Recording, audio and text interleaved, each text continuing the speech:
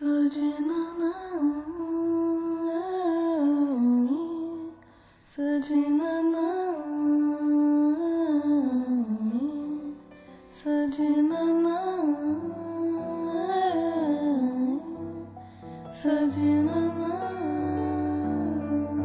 abandono de crianças à própria sorte sempre existiu na história da humanidade.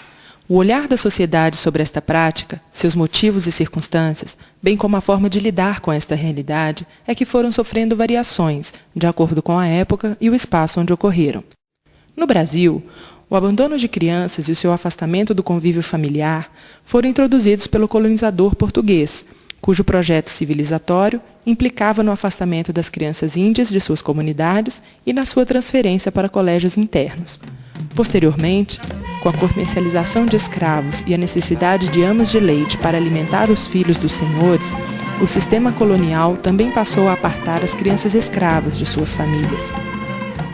Junto com a prática do abandono, o colonizador também introduziu as leis e instituições de proteção à infância desamparada, incluindo aí o exemplar sistema da Roda dos Expostos.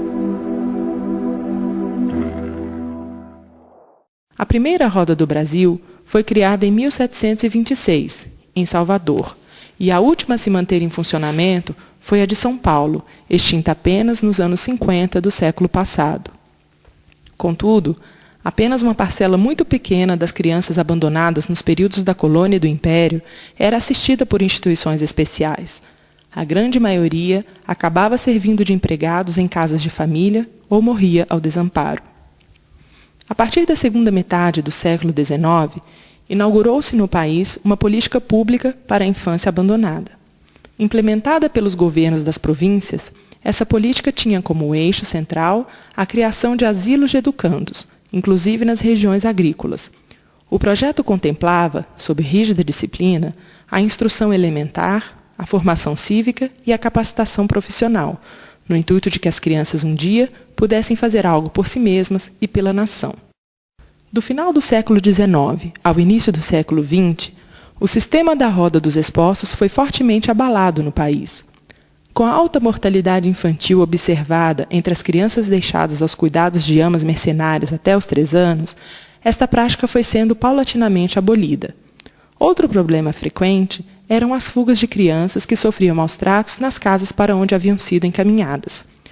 O golpe final no sistema da Roda ocorreu com a adoção do escritório de admissão aberta nas casas dos expostos, que colocou por terra o anonimato do expositor. Com essas mudanças, fomentadas principalmente por médicos e juristas, o sistema foi perdendo sua razão de existir.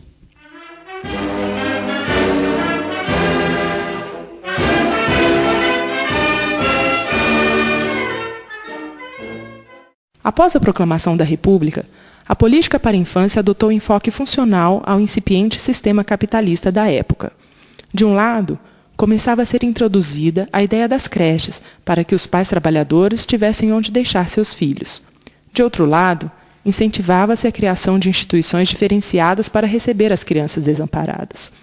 Aquelas consideradas sem família deviam ser abrigadas nos grandes orfanatos, e aquelas que vadiavam pelas ruas e sobreviviam de pequenas infrações deviam ser acolhidas em casas correcionais. Na virada do século XX, foram criadas instituições desses tipos nas principais cidades brasileiras, todas orientadas pelos valores que marcavam o ambiente republicano: a disciplina, a higiene, a educação para o trabalho e a noção de dever cívico. As casas correcionais, inclusive, funcionavam sob verdadeiro regime prisional.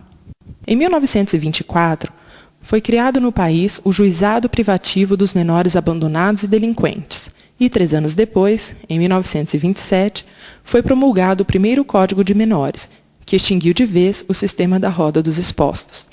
O novo código ratificava a classificação dos menores em 2 categorias, os abandonados e os delinquentes, e facultava ao juiz de menores, entre outras prerrogativas, a retirada do pátrio poder em casos de maus tratos e abandono, e a reclusão dos maiores de 16 anos e menores de 18 em prisões de adultos. A política assistencialista e repressiva para a infância e adolescência foi consolidada na era Vargas. É desta época a criação do Serviço de Assistência aos Menores, fundado em 1941, com o objetivo de estancar a ameaça dos meninos considerados perigosos e suspeitos.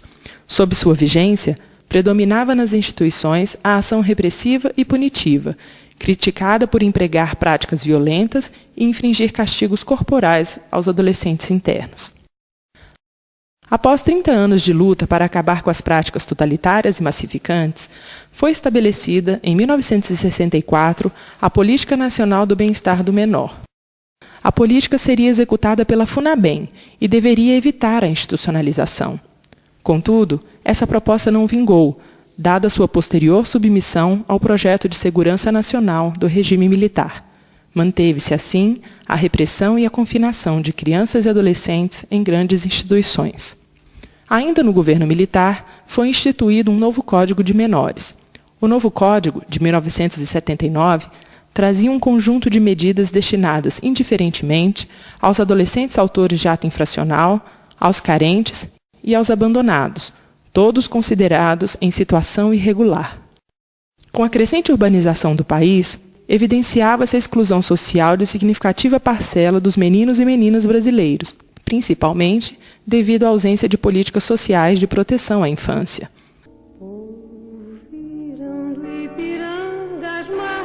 Ao longo da década de 80, com o processo de abertura democrática, a legislação para a infância e as políticas da FUNABEM passaram a ser vistas como representativas do arcabouço autoritário do período militar.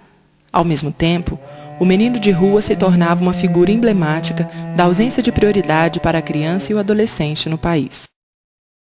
Em 1988, com a promulgação da nova Constituição Federal, o Brasil adotou os princípios da Doutrina da Proteção Integral para Crianças e Adolescentes. 2 anos depois, em 1990, o Estatuto da Criança e do Adolescente coroou essa doutrina, sendo considerado a única legislação da América Latina adequada aos princípios da Convenção das Nações Unidas sobre os Direitos da Criança.